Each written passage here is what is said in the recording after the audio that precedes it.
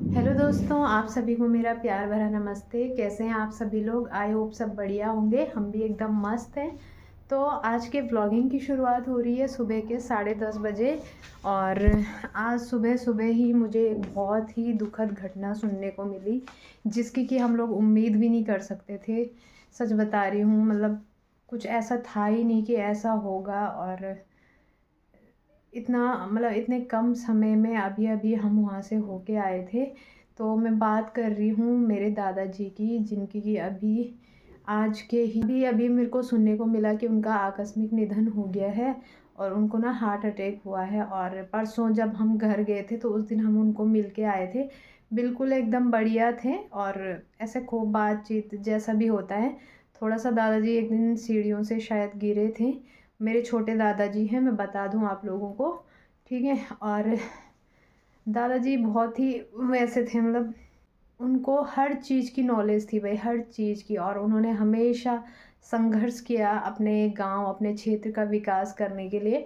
Last time जब मैं अपने गांव गई थी ना, वैसे दादाजी से मिलना बहुत कम हो पाता है। शादी के बाद तो मैंने बहुत ही कम मिली हूँ।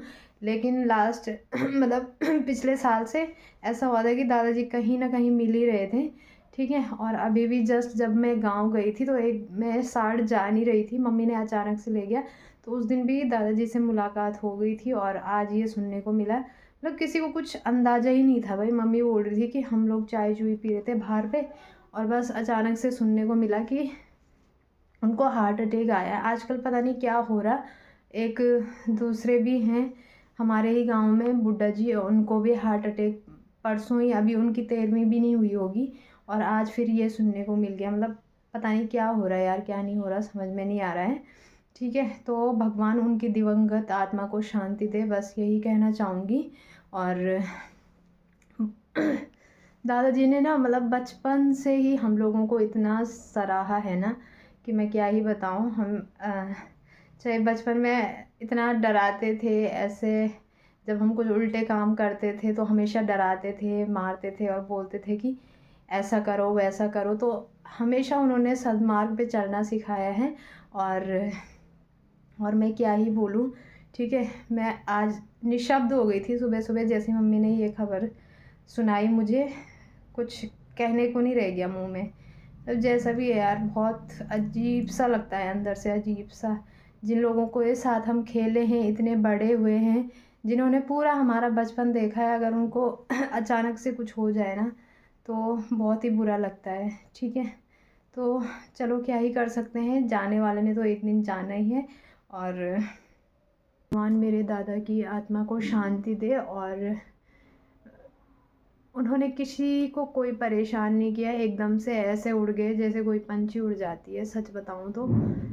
और जीवन में उन्होंने बहुत संघर्ष देखा है भाई, बहुत ही ज़्यादा संघर्ष देखा है, ठीक है। और हम लोगों को हमेशा प्रेरणा देते रहते थे कि आगे बढ़ना है। जब भी हम पे मेरे को तो वो चीज़ें याद आती है, हर 26 जनवरी को झंडा फहराते थे, जैसे होते हैं ना। मतलब गांव में कहाँ किसी को इतनी होश रहती है, लेकिन वो हर 26 जनवरी को, 15 अगस्त को घर पे झंडारोहण कर।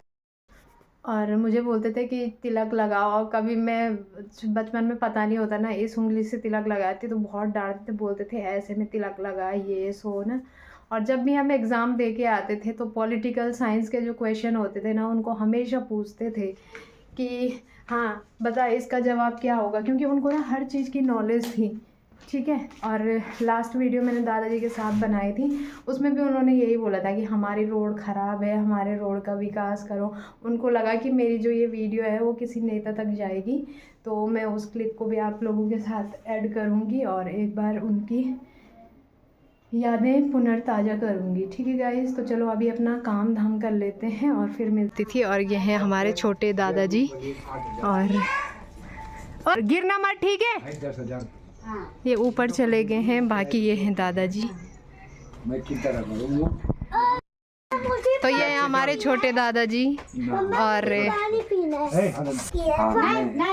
तो दादाजी हमें कई सालों बाद मिल रहे हैं ऐसे प्रॉपर। श्री सत्य प्रसाद नोटियाल, ग्राम पंचायत साड़। और मुझे बड़ी खुशी है कि मेरी नाती और मुझे बड़ा हर्ष हुआ, उनकी नाती वो खुद परिवार लेके आज मेरे घर पे आए हैं और मैं अयोध्या की यात्रा भगवान रामचंद्र जी की आशीर्वाद की कृपा से उनको भगवान से यही प्रार्थना है कि वो अच्छा काम करे और अच्छी समाज की सेवा करे। और मैं उस परिवार को धन्यवाद करूँगा। और मैं बचपन से हमने उनको सिखाया भी और डराया भी और धमकाया भी। तो आज मुझे बड़ी खुशी है कि मेरी नाती मेरे सामने है और मैं उसको धन्यवाद दूंगा। आपका भी बहुत बहुत धन्यवाद। हार्दिक अभिनंदन करता हूँ और आप आते रहें बराबर अपने गांव में और अपने गांव के बुजुर्गों के अपनी माँ बहनों सबसे मुलाकात करके धन्यवाद। धन्यवाद आपका भी। ठीक है।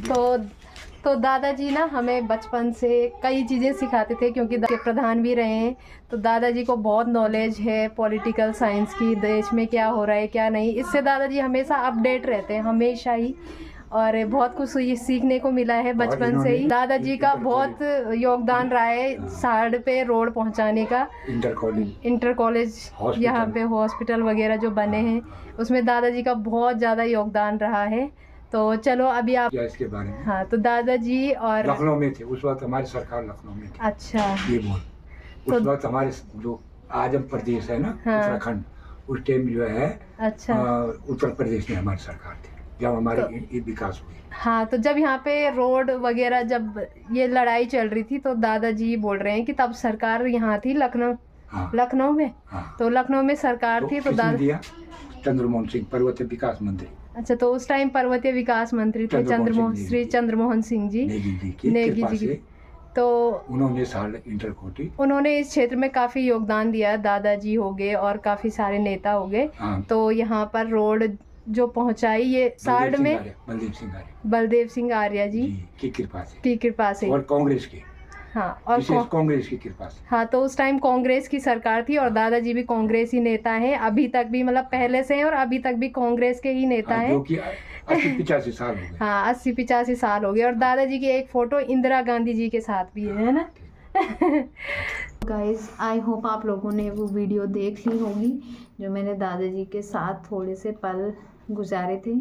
और आज मुझे उसको देख के ना बहुत खुशी भी हो रही है और मन को बहुत दुख भी हो रहा है कि वो पल कब चला गया कुछ पता ही नहीं चलता है ना। और हर एक इंसान के साथ ऐसे ही होता है, हमें पता ही नहीं चलता कि कब क्या हो जाए, है ना। लास्ट टाइम मैंने ऐसे मैंने दादाजी को बोला था कि 2 शब्द आप भी बोल लो, मैं वीडियो बना रही हूँ। उस टाइम उनको लगता था कि ये वीडियो सीधे सरकार तक जाएगी और जो मैं बोल रहा हूँ वो मतलब उनको होता है ना, जैसे कोई इंटरव्यू वगैरह लेता है तो उनको भी यही लग रहा था कि कोई इंटरव्यू वगैरह हो रहा है और मैं जो भी चीज़ बोलता हूँ वो सरकार तक जाएगी। अब उनको ब्लॉगिंग के बारे में उतना पता नहीं है, पहले के ज़माने में जो भी लोग होते हैं ना। तो बहुत ही अच्छा लग रहा था ये सब देख के, और बहुत दुख भी हो रहा है मुझे ये देख के कि मैं वहाँ पे अभी शामिल नहीं हो पाई। जब भी कुछ सुख दुख की बात होती है ना, मैं वहाँ जा ही नहीं पाती हूँ गाइस, क्योंकि यहाँ से बहुत ही दूर है। मैं अकेले बिल्कुल नहीं जा सकती बच्चों को लेके, और इनको भी आज ही कल की बात थी। अगर 2-4 दिन पहले हो जाता या फिर कुछ ऐसा रहता ना तो हम छुट्टियाँ बढ़ा लेते, क्योंकि हमें आए हुए यहाँ पे अभी ज़्यादा दिन नहीं हुए थे, है ना। लेकिन क्या कर सकते हैं, पिछली बार जब मैं यहाँ पे शिफ्ट हुई थी ना तो मैं नवंबर में आ गई थी और दिसंबर में मेरी दादी की डेथ हो गई थी। उस टाइम भी मतलब ऐसा लग रहा था कि यार मैं क्यों ही आई, या फिर दादी उस टाइम बीमार भी बहुत ज़्यादा बीमार थी। उस टाइम भी मुझे मतलब मेरी दादी का तो ऐसा था ना कि खाना बहुत पहले से बंद हो गया था और पता था कि कभी ना कभी जाना ही है, लेकिन इनकी छुट्टी का इशू रहता है। फौजी आदमियों का यही होता है कि कभी भी जहाँ पे जाना होता है, जहाँ पे ज़रूरी जाना होता है, वहाँ पे जा ही नहीं पाते हैं। अभी हमारे रिश्तेदारों में इतनी घटनाएं हो गई ना, मैं क्या ही बताऊँ आपको, ठीक है। और बहुत दुख होता है यार इस टाइम पे। कभी कभी मेरा मन करता है ना मैं वहीं शिफ्ट हो जाऊं। कम से कम यार जिन्होंने हमें बचपन से इतना पाला है पोसा है, कम से कम उनके सुख दुख में तो हम लोग शामिल होने चाहिए ना। पर यहाँ से इम्पॉसिबल है। और साथ ही फिर इस बात का दुख भी होता है कि अपने हस्बैंड के साथ हम हमेशा नहीं रहते हैं। कभी हमें 3 साल में कभी मौका मिलता है तब जाके हम लोगों को रहना होता है, इसीलिए ये चीज़ें हो जाती है। ठीक है। और दादाजी का ऐसा अचानक से चला जाना बिल्कुल मतलब बिल्कुल कोई वही नहीं था यार। ठीक है। और पहले तो मुझे ये सुनने को मिला था कि दादाजी को शायद हार्ट अटैक वगैरह पड़ा है, लेकिन मम्मी ने बताया था कि शायद वो सीढ़ियों से भी गिर गए थे। सीढ़ियों से ऐसे भी नहीं, बिल्कुल हल्का सा, वो सिर्फ बहाना होता है कि कब इंसान ने जाना है ना। और एक बहाना चाहिए होता है मतलब इंसान को कि यहाँ से जाने का, है ना। तो और हार्ट अटैक तो आज के ज़माने में बहुत नॉर्मली हो रखा है ना। तो चलो क्या ही कर सकते हैं गाइस। जिसने इस दुनिया से जाना होगा वो कभी भी कहीं पे कुछ भी हो सकता है। ठीक है। इसलिए मैं हमेशा चाहती हूँ कि सब लोग हमेशा मिलजुल के रहें यार। ठीक है।